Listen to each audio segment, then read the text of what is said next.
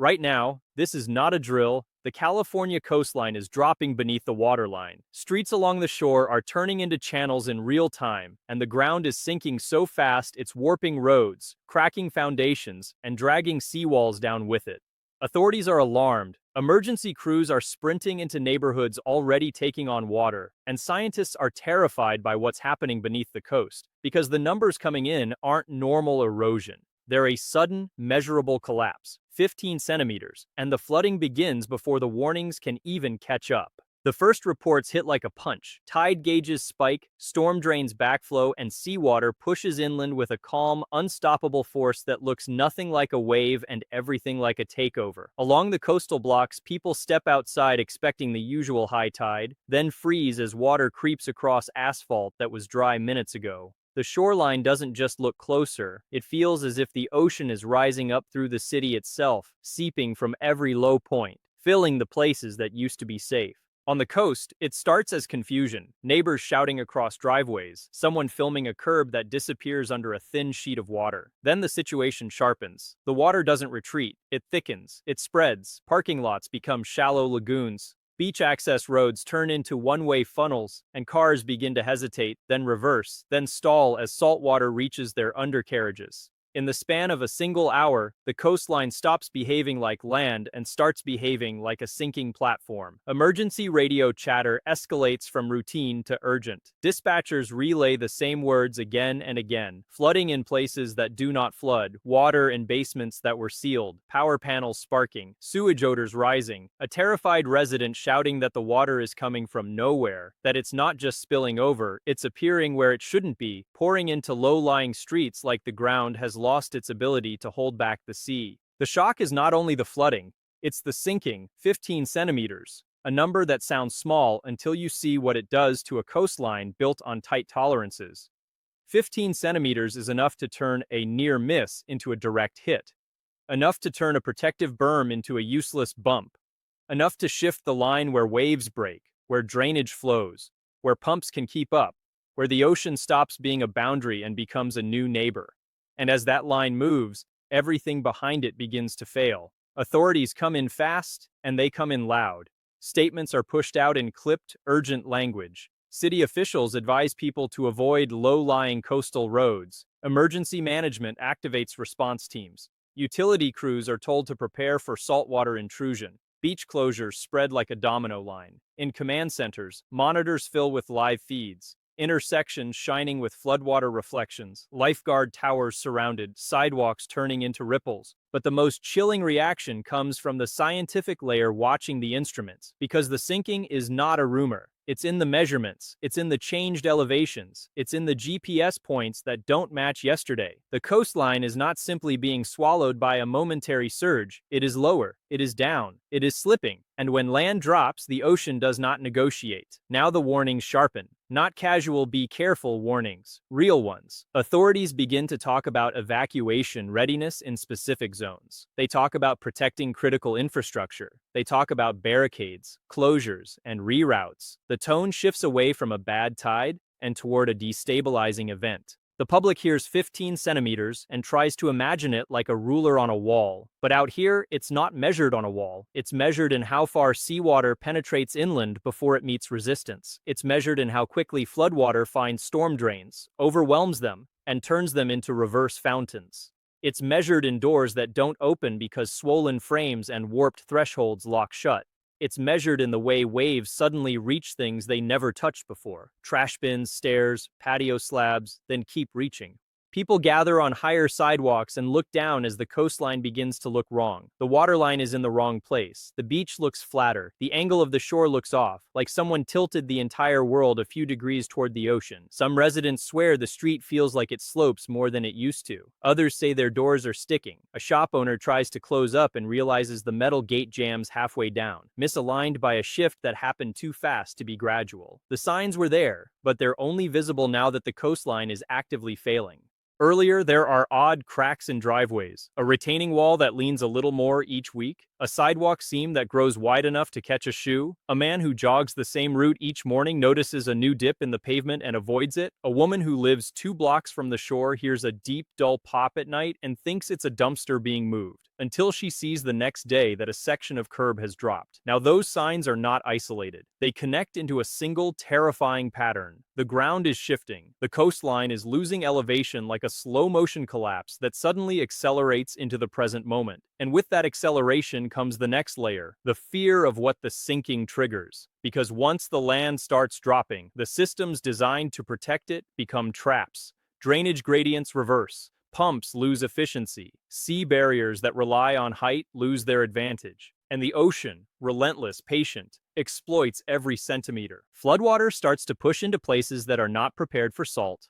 Coastal parks are the first to go, then beachfront lots, then the side streets 1 block inland, and then it reaches the infrastructure nobody sees until it fails. Electrical vaults, buried cables, fiber lines, water mains, and the maze of pipes beneath the city that assumes the land above it is stable. Saltwater intrusion begins. It doesn't arrive like a wave. It arrives like poison. It creeps and spreads. It gets into groundwater. It gets into basements. It gets into utility corridors. It changes what the city can safely drink, what it can safely flush, what it can safely power. In the field, workers in reflective vests stand near manholes as water burbles up through grates. A crew opens an access point and recoils as brackish water sloshes where air should be. The smell hits. Sharp, metallic, wrong. The sea is inside the city's lungs. Officials try to get ahead of it. They order barricades, they deploy pumps, they reroute traffic, but every move is reactive because the sinking is not a single moment. It's an unfolding condition. The ground has changed, and it keeps changing. The escalation is brutal. Flooding begins to look less like an inconvenience and more like a forced relocation. People who never expected to evacuate coastal California, people who have lived through storms, king tides, and warnings, now see the water entering their neighborhoods at angles that don't make sense. A commuter tries to drive through an underpass that has always been fine and suddenly finds it half submerged. The water dark and deceptive. Cars stop. Tires disappear. The driver hits the brakes too late. The engine chokes. The vehicle becomes a stranded island in a growing inland sea. First responders arrive to pull people out, but response slows because the roads themselves are failing. A lane buckles. A sinkhole opens where the soil loses support. A crack spreads across an intersection like a lightning bolt in the ground. The coastline is not just drowning, it's deforming. A family tries to leave and finds their usual route blocked by flood barriers. They detour, only to see another street already underwater. They turn again, and a third route is jammed with cars. Horns blare. Parents lean out of windows, yelling for directions. The air is thick with that specific coastal dread, the feeling that water is not simply around you, but actively hunting the lowest point. And you are part of the landscape it's reshaping. In some areas, the flooding doesn't stop at the street.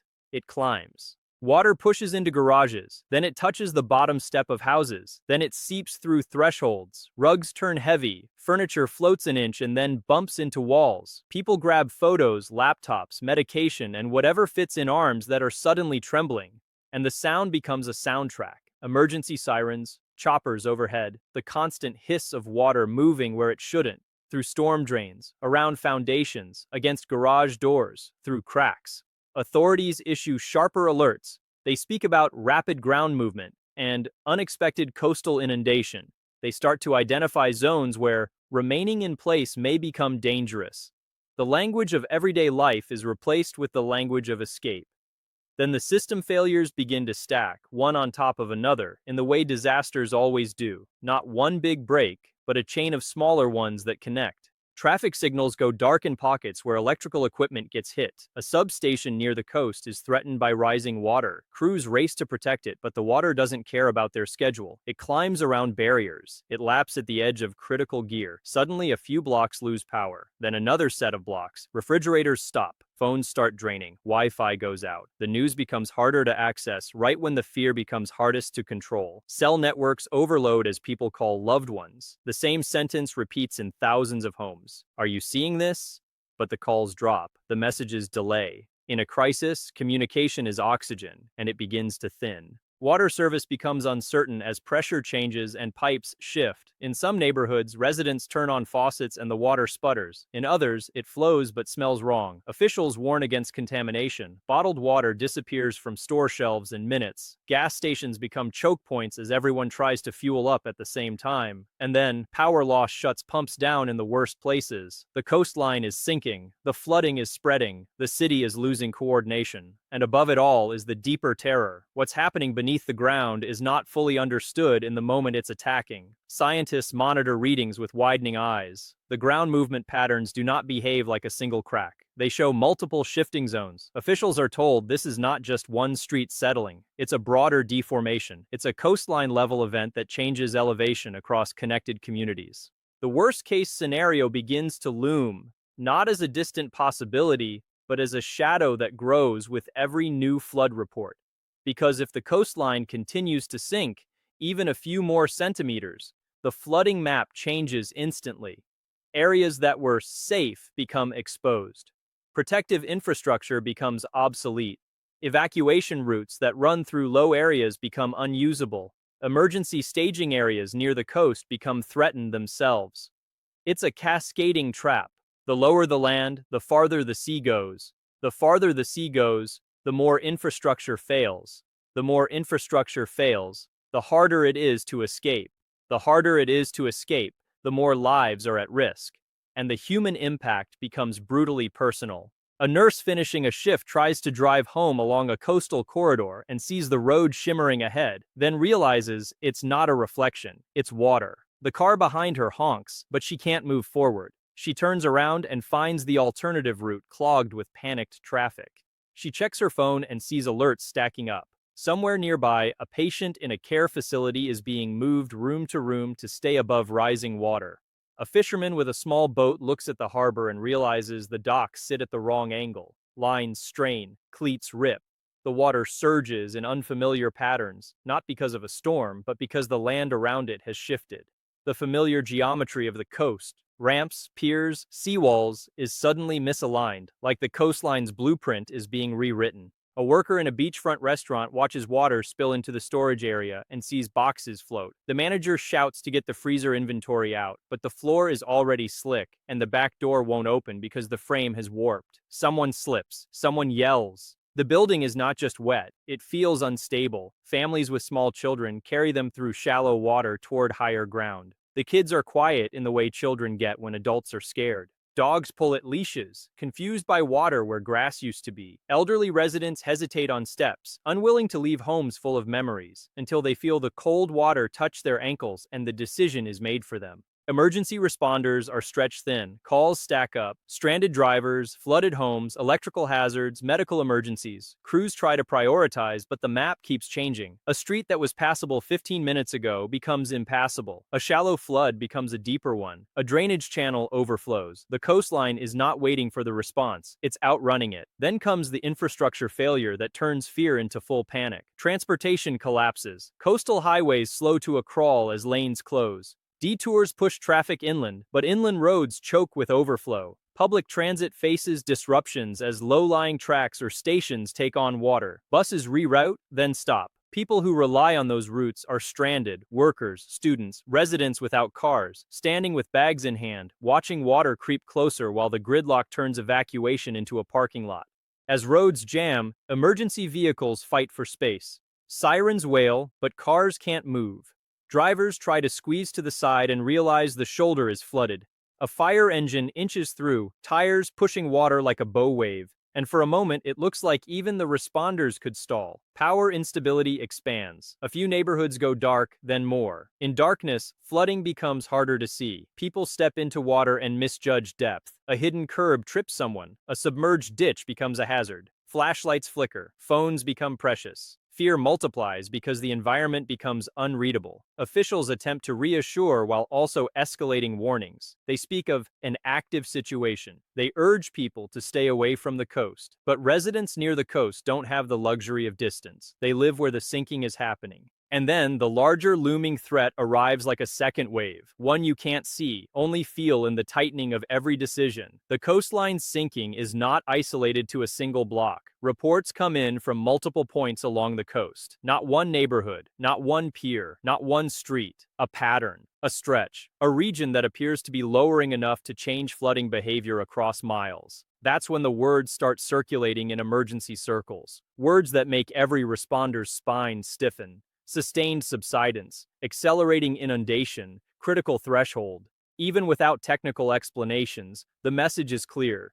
If the ground continues to drop, the sea's reach grows exponentially. 15 centimeters is already enough to start flooding. If it becomes 20, if it becomes 30, if the drop spreads, if the next tide comes in on a coastline that is now lower than it was yesterday, tide cycles become threats. Not because of weather, but because the baseline has changed. A normal high tide becomes abnormal when the land sinks beneath it.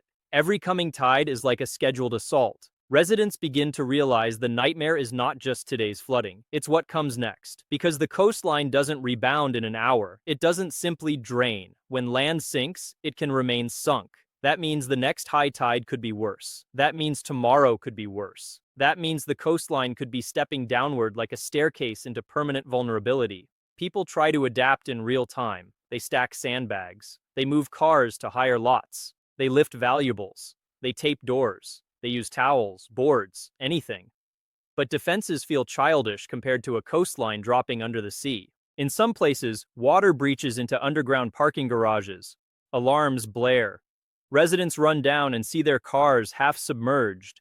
They wade in, trying to grab things, and a security guard screams for them to get out, because a garage full of water can become a trap. The water rises quietly, and by the time someone realizes the ramp is too deep, it's too late. Hospital staff in coastal-adjacent facilities prepare contingency plans. Generators are checked, supply rooms are moved. Patients who can be moved are moved. Ambulance routes are adjusted, but the city's arteries are clogging, and every movement costs time. Meanwhile, the ocean keeps doing what it does. It fills the space it is given. The coastline sinking also changes waves. A lower shoreline can alter how water piles in. It can make certain areas more exposed to surges even without storms. It can turn small wave action into persistent overtopping. The water doesn't need to be dramatic when the land is dropping to meet it. As the flooding expands, environmental hazards multiply, sewage systems strain, storm drains reverse, contaminated water spreads across streets.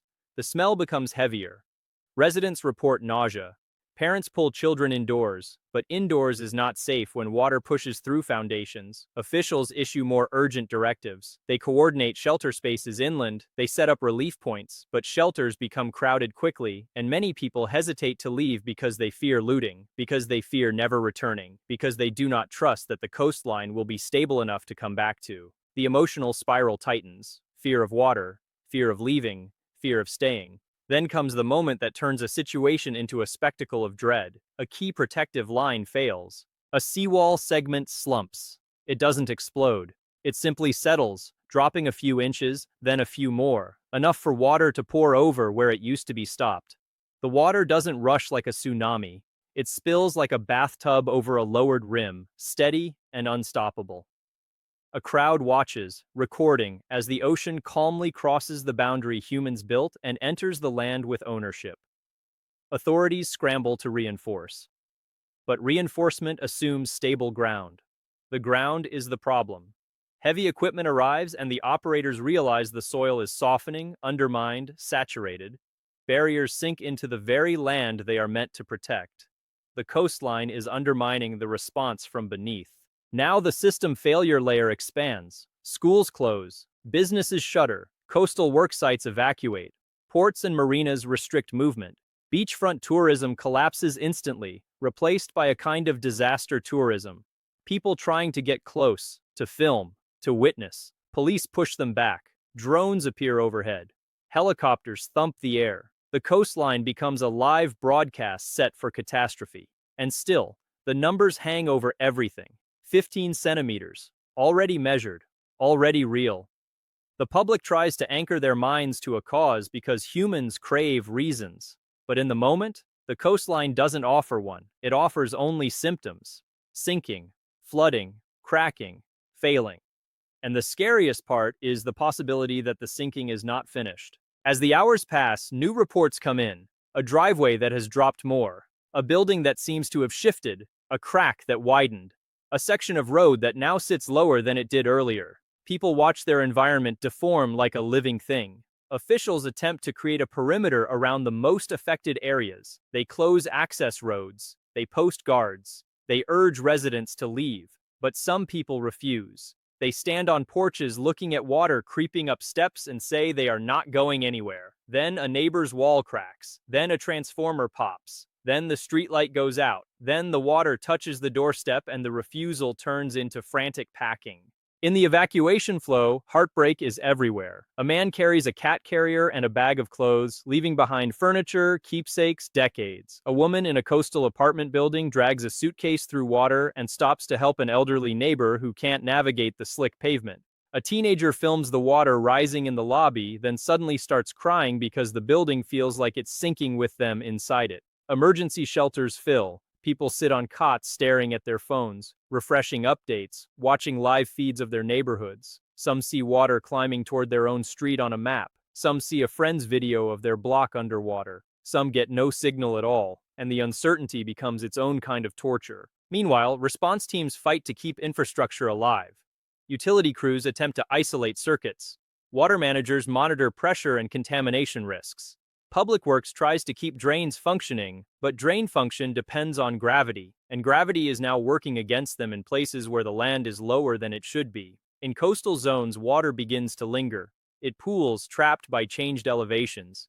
Even when the tide backs off, the water doesn't fully leave because the land no longer drains properly. Streets remain wet, reflective, hazardous. Mold begins to threaten. Buildings soak. Foundations stay saturated. Every hour increases damage, and then the looming threat extends beyond the immediate flooding. What else does sinking land destabilize? Gas lines, water mains, sewers. Any buried system becomes vulnerable when the ground shifts. A minor shift can turn into a rupture. A rupture can turn into leaks. Leaks can turn into fire hazards, contamination hazards, explosive hazards. Responders begin to patrol for the smell of gas, the sound of escaping pressure, the telltale signs of underground failure. A report comes in, a hiss near a flooded intersection. Crews arrive. They cordon off the area. Residents are moved back. The tension rises because now the flood is not just water. It's water plus fire risk, water plus electrical risk, water plus contamination. The coastline becomes a multi-threat zone. Every step becomes dangerous. Every decision becomes heavier. Then, the larger regional fear takes hold. If the coastline is sinking here, what about nearby coastal stretches? What about other communities on the same edge? What about other low-lying infrastructures, airports, ports, wastewater plants, power facilities built close to the ocean because the coast was once stable enough to hold them? Now the warnings expand outward. Not just avoid this street, but monitor your zone. Not just stay away from the beach, but prepare to move. The psychological impact spreads inland like a second flood. People inland begin to stock supplies. They begin to plan routes. They begin to wonder if this is the beginning of a new normal, a coastline that is physically dropping, rewriting the map in real time. News crews broadcast over aerial shots, flooded pockets, barricaded roads, responders in water, residents carrying belongings. The footage is cinematic, but the emotions are raw. This is not a storm people can wait out. This is the ground. And the ground is betraying them. The night brings a darker layer of terror. In darkness, the coastline feels even more unstable. Floodwater reflects streetlights in sickly patterns. Shadows hide cracks. The sound of water moving becomes louder because everything else goes quiet. People in nearby homes listen for creaks, pops, the subtle shifting sounds of structures adjusting to a new angle. Some wake to a new jolt, another slight shift, another crack. They sit up in bed and feel the house differently, as if the building has a new posture. They check their phones and see more alerts. They go outside and see the waterline closer. They realize the sinking is not a single headline. It's an ongoing event. And in the official rooms where decisions are made, the pressure becomes unbearable. They have to choose what to save first, protect a power hub or a water facility, keep a road open or prioritize a rescue corridor, allocate crews to sandbagging or to evacuation support. Every choice has consequences, and the coastline keeps changing beneath those choices. In the most affected neighborhoods, people who stay behind become silhouettes in windows. Some shine flashlights out, signaling. Others stand on rooftops, watching water surround their blocks. A few attempt to move through floodwater to reach relatives, misjudging depth and speed. They stumble. They lose shoes. They get cut by unseen debris. The water is cold, salty, and full of hazards. Rescue teams launch boats in places that once hosted bicycles and strollers. They move along streets, reading house numbers like canal markers. They call out, they listen for shouts. In some homes, the lights are out and the occupants are silent, waiting. The coastline sinking transforms familiar neighborhoods into zones that feel like they belong to a different world. And above all of it, the dread remains. If the ground can drop 15 centimeters, what stops it from dropping more? Scientists watch the data and can't offer the comfort people want. They can't say it's over. They can't say it won't continue. They can't say the coastline won't experience another sudden shift, another settling, another drop that pushes the sea farther inland. Authorities stay alarmed because the math is simple even when the cause is complex. Lower land equals more flooding. A few more centimeters could be the difference between isolated inundation and widespread displacement. And now, every tide is a countdown. Every hour is a test. In the final hours of the day, the coastline looks bruised. Barricades line roads. Sandbags pile up. People move in and out of shelters. Emergency vehicles continue to churn. The air smells like wet asphalt and salt and stress. The ocean sits at the edge like it's waiting. Not angry, not dramatic, just present, patient, certain. Flooding begins, and it does not need a storm to justify itself. The ground has already done the ocean's work. The unsettling ending is that no one can declare victory. No one can stand on camera and say the coastline is stable again. The land has shifted, and the sea has entered the equation in a new way. The response continues. The measurements continue. The warnings continue. Because the threat is not a single wave. It's a coastline that is physically dropping into a future it may not be able to climb out of. And as the next high tide approaches, one question hangs over every darkened street and every flooded curb, heavy as the ocean itself. If the California coastline is sinking right now, what's happening beneath it that hasn't shown itself yet?